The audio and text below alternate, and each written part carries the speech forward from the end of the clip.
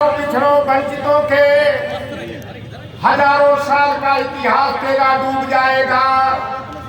सितारे घेर लेंगे फिर तुझे गर्दिश भरे आकर, लुटेरा फिर तेरे आंगन में आकर लूट जाएगा। मैं समता, समानता, बंधुत्व, भाईचारा का संदेश देने वाले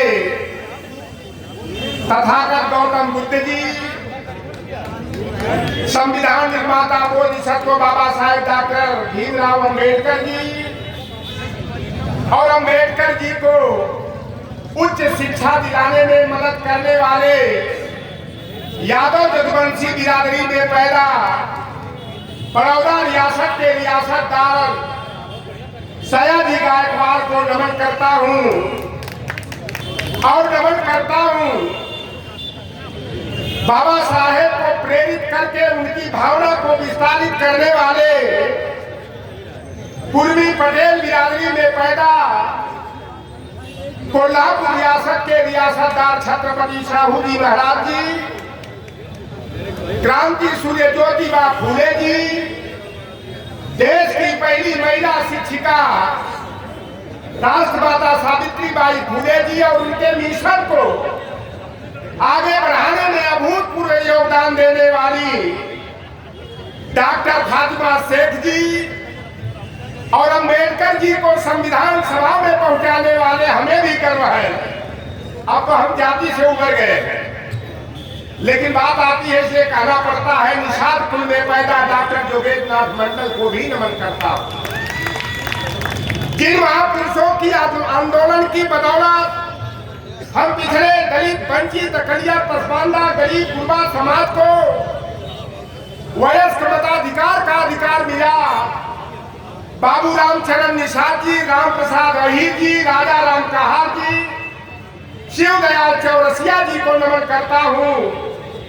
और सब में 100 में 90 शोषित है, 90 भाग हमारा है। धन, धरती और राजपाट पर 90 भाग हमारा है।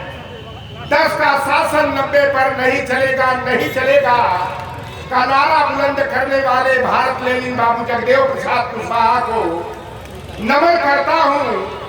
और जिन महापुरुषों के बदौलत हमारी लोहार पार सुना, तेरी तमोरी, बड़ी बारी, नाई, धोबी, गुजरा, कसाई, फकीर, जुला, गद्दी, घोसी, मला, केवल, कुर्मी, काठी, जाट, गुजर आदि पिछड़ी जातियों को प्रतिनिधित्व पाने का अधिकार मिला। यादव बिरादरी में पैदा बाबू बिंदेश्वरी प्रसाद मंडल को नमन करता हूँ।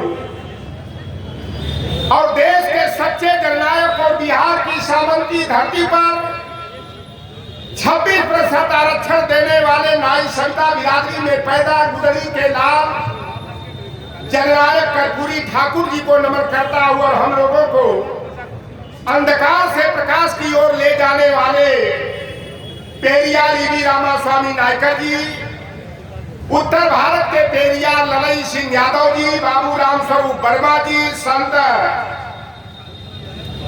राम B.A. प्रजापति जी, चंद्रिका प्रसाद जिज्ञासु जी, जोगी और जात को जमात में बदलने वाले मान्यवर कांसी राम जी को नमन करता हूँ। कहा जाता था, लेकिन मैं अब आगे नहीं बात बढ़ाऊंगा। अध्यक्ष बनने पर जिम्मेदारी से आबद्ध होना पड़ता है। तो इस कार्यक्रम के आयोजक परम आदरणीय डॉक्टर राजकरण जी और इनकी टीम को मैं सफलतम कार्यक्रम के लिए बहुत बहुत बधाई दे रहा हूं। और देखिए, बाबा साहब भीमराव अंबेडकर ने कहा था, कहीं किसी गांव में, गिराव में, खेड़ा में जाओ, जाने पर 1000 लोग दिखाई दे, लेकिन तुम्हारे सुनने के वक्त अगर 10, 5, 2, 4 भी अगर माने तो वही मानो कि तुम्हारी पूंजी है। तो असली पूंजी है बचे हुए लोग हैं। और जितने लोग उठ करके चले गए, हमारी माताएं, बहनें, शांति स्वरूपा बेटियां चली गई। अगर निरहुआ, केसरिया, सपना चौधरी का नाच गाना होता तो कितनी कुर्सी टूट गई होती, कोई रघुशंकर करने भी नहीं जाता। ये हमारे जिले से आए प्रोफेसर संदीप यादव जी, हमारे राकेश कुमार मौर्य जी, हम तो ऐसी धरती से निकल करके आए हैं। ये तो सुल्तानपुर भी है, सामंतियों की धरती है। और मैं आप सभी से एक बात के लिए क्षमा चाहता हूं कि हमने आपके आग्रह को स्वीकार नहीं किया, नहीं तो हम आज और कहीं होते। हमारी एक गलती हुई, आप लोगों की भावना का पृथ्वी पर भैया जी, राम साहब, बाबू जी, हमारी भावना को दूसरी थी। भारतीय जनता पार्टी के विजय के रथ को रोकने का, संविधान, लोकतंत्र और आरक्षण को बचाने का मैं प्रचारक की जिम्मेदारी निभाने में ज्यादा महत्व को समझा। लेकिन एक किला आपने तोड़ा कि आजादी के बाद अगर इस सामंती धरती पर, जिसे सवर्ण बहुल लोकसभा कहा जाता था, अगर एगो मल्लाह के लड़का को सांसद बना करके भेजा तो कम से कम किला फतह करने का काम किया, संविधान को बचाने का काम किया। और काम कैसा करेंगे सांसद महोदय, वो उनकी भावना, उनकी विचारधारा पर निर्भर करता है। मैं तो गाजीपुर वाली सामंती धरती, संदीप जी और करीब वाले सामंती धरती के हैं। हमारे यहाँ एक नेता हुए थे सादानंद अंचल यादव बिरादरी के। जब हमारे बाप दादा को खटिया पर, चौकी पर बैठने नहीं दिया जाता था, जमीन पर बैठते थे या पेड़ की शोर पर बैठते थे, तो सादानंद अंचल ने खटिया डालो और खटिया पलटो आंदोलन चलाया। हमारे लोगों का रंग देखकर, हमारे लिए करियवा रंग देख करके जब संदीप भाई के गांव से आगे में जाता था पूरब की तरफ, तो वह सामंती लोग कहते थे, कहाँ से आवत हमें, कहाँ जाएंगे, कौने के घरे जाएंगे। वह चीज हम लोगों ने झेला। अभी किसी साथी में कह रहे थे कि स्कूल में झाड़ू लगवाया जाता था। अरे झाड़ू ही नहीं, नौकर और निशातों को बड़ी भी किया। जब हम लोग जाते थे यही चमार मलाहे का हमारा गांव, तो पहले रहीले का नंबर लगे, कहे करे यही की दवा, गाय भाई चलेंगे, गोबर उठेंगे कि डीएम कलेक्टर जज बने आ रहे यादव जी के एक तरफ। फिर आवे मलाहवा का नंबर, कहे करे मला की दवा, सेवरी और सिधरी पकड़ दे कि हाल में डीएम कलेक्टर जज बने। रात करण भैया जब हमारे चमार भाई की बारी आती थी, कहे करे चमर की दवा, मर्रा उठाइबे, जूता पालिश करबे कि डीएम कलेक्टर जज बने आ रहे। अब पेड़ के पेटवा के ढोड़िया पकड़ सो हमें आ रे माई, आ रे बाबू, ऊपर उठा चल जाएगा। वो दौड़ हम लोगों ने देखा। आज वहां सुना चमार, पासी, धरकार, बरखोर, दुसार जैसी जातियां तुलसी पर बैठ करके कलम चलाने का जो अधिकार मिला है, बाबा साहेब भीमराव अंबेडकर के संविधान में जो समता, समानता, न्याय की व्यवस्था दी गई थी, उस व्यवस्था का लाभ देने का किसी ने काम किया तो मुझे गर्व होता है कि दुखिया की गति दुखिया जाने की, दुखिया कहवाई और जाके पाँव न फटे बेवाई, सो का जाने तीन पराई। एक हरवाहा चरवाहा के घर में पैदा, परम पूज्य धरती पुत्र मुलायम सिंह यादव जैसी शख्सियत पैदा हुई कि 1994 में पंचायती राज अधिनियम अगर नहीं बनाए होते तो एशिया के सबसे बड़ा गांव गहमर का गांव का प्रधान भुजवा और करुआ का बेटा नहीं होता। पान की दुकान चलाने वाले चौरसिया बाली का बेटा वहां का प्रधान नहीं होगा। और रेवतीपुर जहाँ गांव में एक मोहल्ले की वो मोहल्ले शादी होती है, वहाँ का प्रधान डोम का बेटा, खरवार का बेटा, गोड़ का बेटा नहीं बनता। यह काम नेताजी ने किया कि 27% ओबीसी को, 21% एससी को, 2% एसटी को, 33% हमारी बहन बेटियों को आरक्षण दे करके आपको कुर्सी पर बैठ करके गांव की तस्वीर लिखने का, जिला पंचायत और ब्लॉक की तस्वीर बदलने का अधिकार दिया। अगर कोई नालायक हो जाए तो नेताजी काम करेंगे। अभी रविकांत भैया जी ने एक बात कहा, कोर्ट, देखिए हमें कभी भी द्वेष की भावना नहीं रखनी चाहिए। दोनों जो पार्टियां हैं, मैं पार्टी का यहाँ नहीं हूँ भैया, मैं किसी पार्टी का नहीं, मान लीजिए कुछ समय के लिए, जब तक मैं पिछड़े दलित वंचित समाज का हूँ। दो पार्टियां देश में रह जाती हैं, हम नहीं तो तुम नहीं तो हम। क्षेत्रीय दल नहीं रहे, वह नहीं चाहते समाजवादी पार्टी भी रहे, डीएमके रहे, अन्ना डीएमके रहे, जदयू और राजद रहे। हुआ चोर चोर नौशेरे भाई दोनों। आखिर मंडल कमीशन 10 वर्षों तक लागू नहीं हुआ, 80 से 90 तक सरकार की 3.5 घंटा किसी ने भाषण दिया था तो मंडल कमीशन के विरोध में दिया था। और मैं तो 88 में मैं जब बनारस पढ़ने गया और राजा मांडा बीपी सिंह जी न्यायिक चरित्र के नेता थे, उन्होंने जब राष्ट्रीय मोर्चा बनाया था राकेश भैया तो एक नारा बड़ा बुलंद हुआ था कि राजा नहीं फकीर है देश की तकदीर है।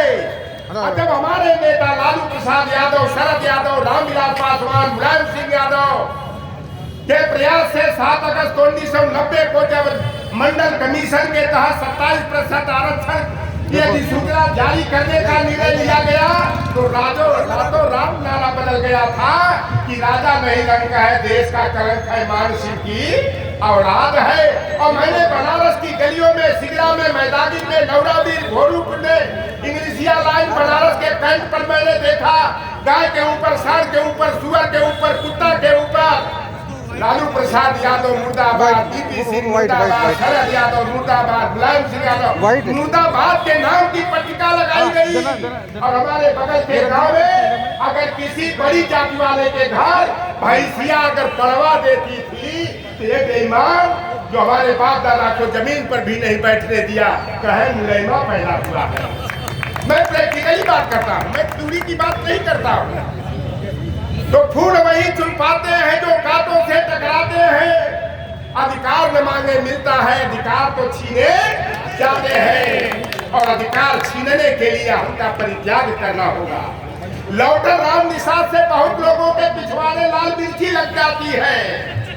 10 दिन के अंदर 53 मुकदमा मेरे ऊपर कायम हुआ है छात्र देशों में। यहाँ तक कि एक मुकदमा बताओ हमने दलित शब्द इस्तेमाल कर दिया तब मनु बाबा के वंशज को जो है उनकी भावना को ठेस पहुंच गई तो SC/ST का मुकदमा मेरे ऊपर कायम करा दिया गया। लौटर राम मुकदमे से नहीं डरने वाला, जेल जाने से नहीं डरने वाला, मैं MP MLA बनूं या न बनूं। शायद हो सकता है कि बाबा साहेब और मानवाकांक्षी राम के बीपी मंडल, कर्पूरी, ठाकुर, बाबू जगदेव प्रसाद कुशवाहा की विचारधारा को आगे बढ़ाने की जिम्मेदारी है। उसी विचारधारा पर चल करके समाज को उठाने का काम किया जाएगा। आज हमारा एक तरफ यही मोदी जी हमहू किसी जात का ही गरीब माई का बेटा है। हमारी माँ दूसरे के घर में चौका बर्तन करती थी, झाड़ू पोछा लगाती थी। अरे ऐसा तो झूठा प्रधानमंत्री पूरे विश्व में नहीं मिलेगा। बताओ 1950 में पैदाइश हुई और ये जो ट्रेन की बोगी में चाय भी बेच रहे थे, 35 वर्ष तक कटोरा लेके भीख भी मांग रहे थे। और जहाँ ये चाय बेचने की बात करते थे, अरे बड़नगर लौटर राम घूम आया है, वहाँ सम्मेलन कराया है। 1978 में राष्ट्रपति भैया जब वहाँ रेलवे का लाइन बिछी, साप्ताहिक ट्रेन चली, तो आप बताओ ये बेईमान जो है कौने ट्रेन की बोगी में चाय बेच रहे थे। और जब आप ध्यान रखना, जिसको ये नमन करते हैं तो समझ लो कि उस चीज को ये मिटाना चाहते हैं। अगर इन्होंने संसद भवन को नमन किया तो संसद को हटा दिया, सेंट्रल विस्टा को बना दिया। और अब संविधान को गले लगा रहे हैं तो समझो संविधान को खतरा पैदा करने का काम कर रहे हैं। मैं 2-3 घटना बताऊंगा। सेंट्रल विस्टा का जब शिलान्यास हुआ तो उस समय राष्ट्रपति कौन थे? रविकांत भैया के बिरादरी है, रामनाथ कोविंद। लेकिन शिलान्यास के कार्यक्रम में देश के प्रथम नागरिक को नहीं बुलाया गया। और जब उद्घाटन हुआ तो द्रौपदी मुर्मू मार ढोल नगारा बजाया गया। ढोल नगारा, दलित की बेटी को प्रधानमंत्री हमने जो है राष्ट्रपति बना दिया, देश का प्रथम नागरिक बना दिया। और जब उद्घाटन का कार्यक्रम हुआ 28 मई का तिथि 2 का 28 मई को तो द्रौपदी मुर्मू को नहीं बुलाया और 28 मई को ही सेंट्रल विस्टा का उद्घाटन क्यों हुआ? 6 बार लिखित में अंग्रेजों से माफी मांग करके जब ICS अधिकारी की 40 रुपया पेंशन वेतन था तो 60 रुपया उस माफी वीर को पेंशन मिलती थी। जो कहते हैं RSS वाले कि माफी वीर सेलुलर जेल से नागपुर आते थे, बुलबुल पर बैठकर और बुलबुल पर चढ़कर के उड़ जाते थे। उसी के जयंती के अवसर पर सेंट्रल विस्टा का उद्घाटन हुआ। आखिर रामनवमी का त्योहार कब मनाया जरा राम साहब भैया पृथ्वी नेपाल जी चैत्र शुक्ल नवमी को कहो ना के भैया। लेकिन राम के मंदिरवा का उद्घाटन कहिया हुआ 22 जनवरी के। और 22 जनवरी को जानते हैं क्यों? ये संविधान की जो प्रस्तावना है हम भारत के लोग, ये प्रस्तावना है, इसको अंतिम रूप दिया गया था। इसलिए संकेत है कि तुम्हारे संविधान पर खतरा है। हम भारत के लोग नहीं। हम जब हाई स्कूल में पढ़ते रही जाता बड़ा नारा चलता था वी टू अवर टू, हम दो हमारे दो, मियाँ बीवी दू को बचनवा। अब तो आरएसएस वाले 3 को 4 को पैदा करना की बात कर रहे हैं। तो वी टू अवर टू एक आई थी इंडिया कंपनी देश और गुलाम बनाई। और मैं कह के जा रहा हूँ भैया कि अंग्रेज बड़ा जल्दी चले गए। अभी भारत में कम से कम अंग्रेजों को 50 साल रहना होगा। एक मुकदमा हुआ है इसी पर, एक मुकदमा और काम हो गया। अंग्रेज नहीं आए होते तो हम लोग क्या पढ़ नहीं पाए होते। ये हिंदू हिंदू की बात करते हैं। अरे बेईमानों, स्त्री शुद्धिकरण किसने व्यवस्था बनाया था? नर्मली का किसने बनाया था? प्रथम पुत्र गंगादान की व्यवस्था किसने बनाया था? स्तर टैक्स किसने लगाया था? अंग्रेजों ने सती प्रथा। हम कहते हैं कि हम किसी जात के विरोधी नहीं हैं, लेकिन मनुवादियों के विरोधी हैं।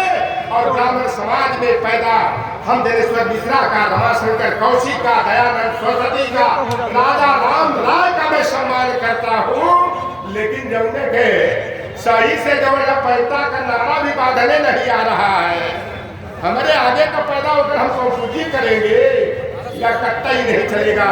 और एक आप सभी से आग्रह है, हमें भी अध्यक्ष को ज्यादा बोलना भी नहीं चाहिए। एक निवेदन है कि ब्रह्म भोज का खात्मा होना चाहिए, श्रद्धांजलि सभा का आयोजन होना चाहिए। और बेटा और बेटी की शादी रात में नहीं दिन में होना चाहिए। और जब यादव की शादी हो तो कोई निषाद और चमार कराना चाहिए। अगर निषाद के घर में शादी हो तो कोई यादव पासी, कोई और कुर्मी को पुष्पाहा को शादी कराना चाहिए। जो हमारे आरक्षण का विरोधी है वो हमारा हितैषी होगा, हमारा भला चाहेगा। ये बात और मुसलमानों का डर दिखाते हैं। अरे मुसलमानों, क्या मैं जानना चाहता हूँ, क्या एकलव्य का अंगूठा किसी मुसलमान ने काटा था क्या? शत्रु कृषि की कदम क्या किसी मुसलमान ने काटा था क्या? फूलन देवी को नंगा कराकर कुआं से पानी भरवाने का काम क्या किसी मुसलमान ने कहा था क्या? दलितों को ऊपर पेशाब करने का, घोड़ी से गिरा करके मारने का काम क्या कोई मुसलमान कर रहा है क्या? मंडल कमीशन का विरोध क्या किसी मुसलमान ने किया क्या? तो जब मुसलमान ने विरोध नहीं किया तो मुसलमान हमारा दुश्मन है कि मित्र है? बताओ भैया। अगर मुसलमान नहीं होते तो हमारा लोकतंत्र नहीं होता, हमारा संविधान नहीं बचता। इसलिए बार बार कहते हैं हिंदू खतरे में है। अरे भैया, सबसे कम संख्या तो पारसी धर्म वालों का है।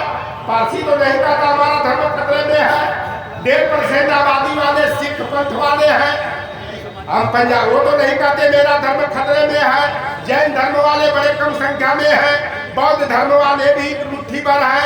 ये तो नहीं कहते मेरा धर्म खतरे में है। इनका धर्म खतरे में नहीं है, मनुपुत्रों की दुकान पर ताला लगने वाला है।